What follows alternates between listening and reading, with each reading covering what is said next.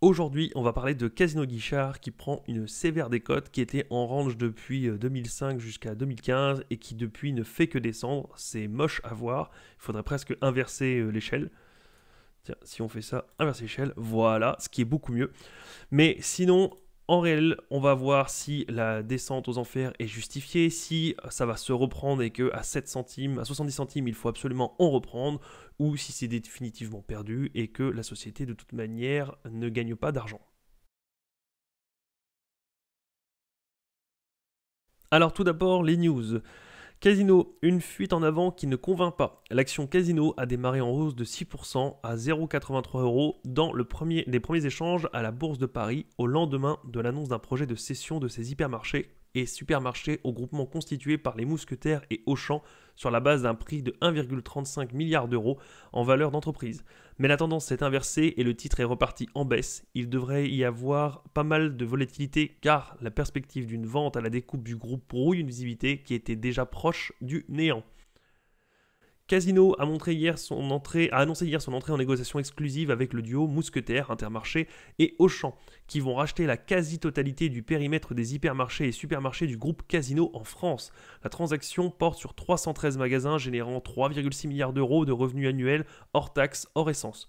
La valeur d'entreprise hors immobilier du périmètre est fixée à 1,35 milliard d'euros.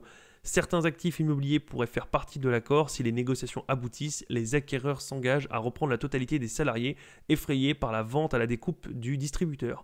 Logique, en général, c'est ce qui est mis sur les tables quand la société, par exemple, c'est détenue par ou la famille ou même que c'est un groupe relativement historique. Souvent, ce qu'on demande, c'est quand même qu'il n'y ait pas derrière qu'on conserve les salariés et non pas qu'on fasse une boucherie et qu'on vire la moitié des gens. Et souvent, c'est accepté aussi par la partie qui achète, surtout dans ce cas précis, puisque si on ne compte pas démanteler et fermer les magasins, autant avoir les salariés qui travaillent déjà là, qui connaissent les magasins. On aura juste à changer le logo et à la limite les vestes, mais globalement, ce sont des personnes qui connaissent leur métier et qui, pour la plupart, garderont et seront toujours dans leur cercle de compétences. Donc, on a le parc de magasins. Encore de l'incertitude. L'aboutissement des tractations reste soumis à plusieurs conditions, dont la consultation des instances représentatives du personnel et des autorités réglementaires, mais aussi la réalisation de la restructuration financière du groupe Casino et l'accord des franchisés. Le périmètre des négociations exclut Codim 2, qui porte les hypermarchés et supermarchés situés en Corse.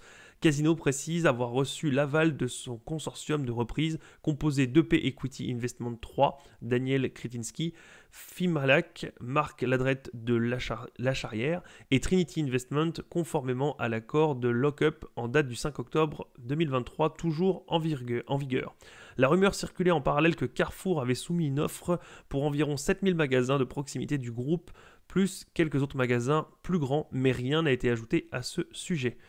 Après l'annonce du projet de transaction, les analystes sont dans l'attente de détails du périmètre et de la structure de la dette pour déterminer ce que recouvre la valeur d'entreprise proposée, qui ressort en première lecture un peu plus élevée que ce qui était prévu. Si on revient sur TradingView, on va regarder maintenant les chiffres.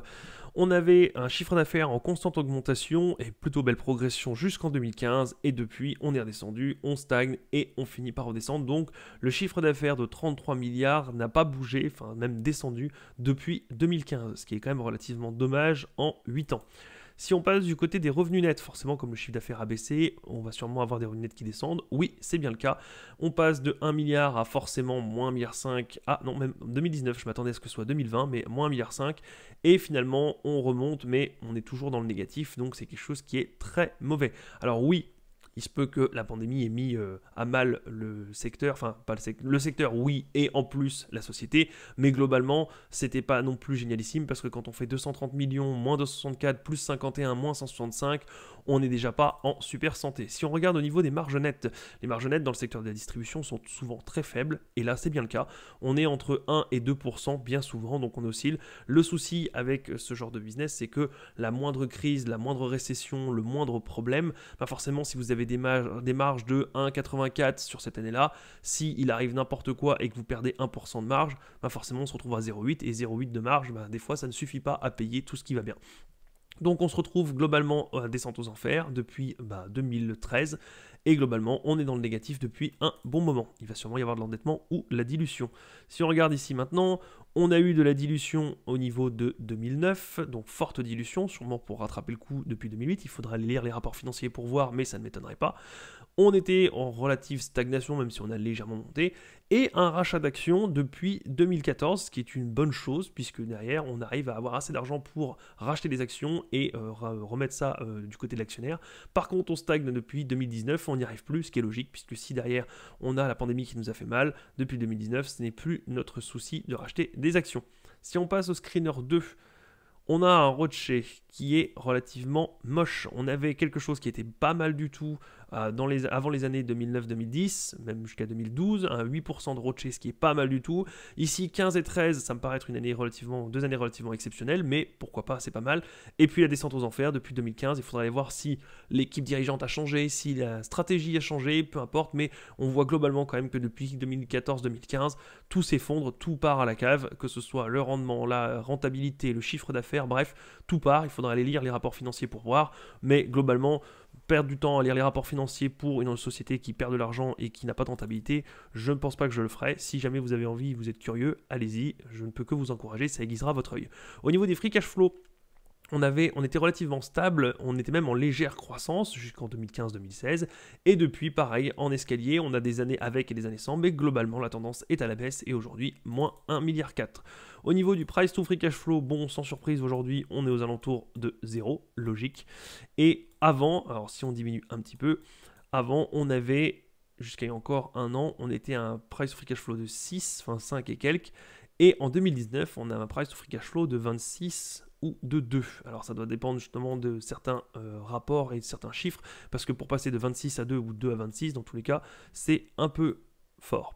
Si on se retrouve ici, on avait quand même un price to free cash flow médian de 19 ou même de 16, ce qui est énorme pour quelqu'un qui avait acheté ici la société.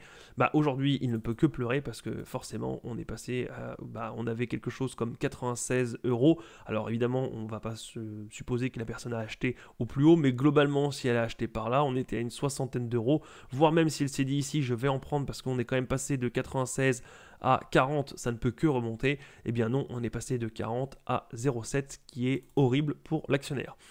Si on va maintenant du côté du screener 3, on se retrouve à un PER de 0, ce qui n'est pas plus impressionnant que ça, logique. La dette qui n'a fait que monter depuis des années, et vraiment très fortement, puisqu'on est quand même passé de 5 milliards à plus de 13 milliards en 10 ans, ce qui est énorme, surtout quand on ne gagne pas d'argent, on ne peut pas rembourser cette dette, donc c'est de l'argent perdu. Et les capitaux propres qui s'effondrent aussi littéralement, alors forcément ici, comme on va tout revendre, derrière on approche le zéro, et puis comme on va arriver en liquidation, bon forcément, voilà. Mais globalement ici, ça fait 2-3 ans quand même qu'on passe de 6 à 5, à 3, à 2, donc on voit bien que depuis là, en gros, depuis 2016, de toute manière, c'est peine perdue, c'est une descente aux enfers. Au niveau de la market cap, sans surprise, on a une décroissance structurelle. Alors, il semblerait qu'on arrivait à tenir pendant quelques années, puisqu'on voyait bien que c'était oscillant. Alors, logique, puisque le secteur en général est relativement cyclique. Alors, même si c'est plutôt du défensif en général, on est d'accord que quand il y a une récession ou des bonnes nouvelles ou un pays en croissance, ça joue quand même. Donc, ce n'est pas un cycle à proprement parler, mais on est quand même grandement impacté par la vie du pays dans lequel on est implanté et de l'humeur globale, donc l'humeur économique du pays. Donc, on pouvait avoir une stagnation et on voit bien quand même que depuis jusqu'à 2018-2019, depuis 2019, c'est la descente aux enfers, c'est ce qui a achevé le groupe. Donc voilà. Si on prend 30 secondes pour comparer à Carrefour que j'ai mis ici en orange, on voit bien globalement que les cycles sont les mêmes, on voit bien qu'on monte, ici on descend. Alors ici on a eu un décroché au niveau de Carrefour et pas du tout au niveau de Casino Guichard, à voir pourquoi. Et on voit bien que la descente est structurelle et que c'est la même depuis 2015. Donc à voir si c'est pas un effet sectoriel, même si Carrefour a su se reprendre et conserver sa tendance et se maintenir à flot alors que Casino Guichard est descendu. On va regarder au niveau du chiffre d'affaires. Au niveau du chiffre d'affaires, alors on va essayer de le mettre en pourcentage puisque s'ils n'ont pas la même taille, on a le chiffre d'affaires qui se maintient ici au niveau de Carrefour. Donc c'est pas mal du tout.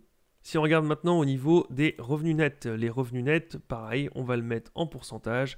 Et revenus nets, si je cache celui de Carrefour, enfin si je affiche celui de Carrefour, on voit bien qu'on se maintient depuis des années, l'autre aussi. Donc, il semblerait que ce soit un souci pour le secteur. On va regarder au niveau des marges. Au niveau des marges, les marges de Carrefour sont quand même plus élevées. On est quand même à 0, bon, forcément avec le 2020, mais on remonte à 1, 1,37, 1,62, là où Casino Guichard est resté dans le négatif. Si on regarde du côté des actions, même si globalement, alors on est en dilution, même si Casino Guichard faisait quand même pas mal de choses, puisqu'on avait un rachat d'actions qui était pas trop mal. Carrefour dilue légèrement, mais pas plus que ça, donc c'est pas énormissime. Si on va sur le screener 2 et qu'on regarde le rocher, alors je vais ajouter Carrefour. Et si on regarde au niveau du rocher, ici, on voit bien qu'on a réussi à se ressaisir avec Carrefour et qu'on repart sur du 6, 9 et 12% de rocher, ce qui est pas mal du tout. On voit globalement que les ordres de grandeur sont les mêmes et que ça se chevauche, mais on voit que l'un a réussi à prendre le virage et à tenir bon, et l'autre, pas du tout. Si on regarde au niveau des free cash flow, de la même manière, si on met en pourcentage, c'est bon. On voit bien que Carrefour reprend du poil de la bête et gagne en free cash flow, là où Casino descend. Bref, on va pas faire le comparatif jusqu'au bout, puisque forcément on aura des PER relativement identiques, puisque le secteur veut ça. Et globalement, même si ici on voit bien qu'on a un 0, l'autre à 4, on a vu que tout à l'heure, l'autre il pouvait être à 4 aussi, c'est environ le PER du secteur.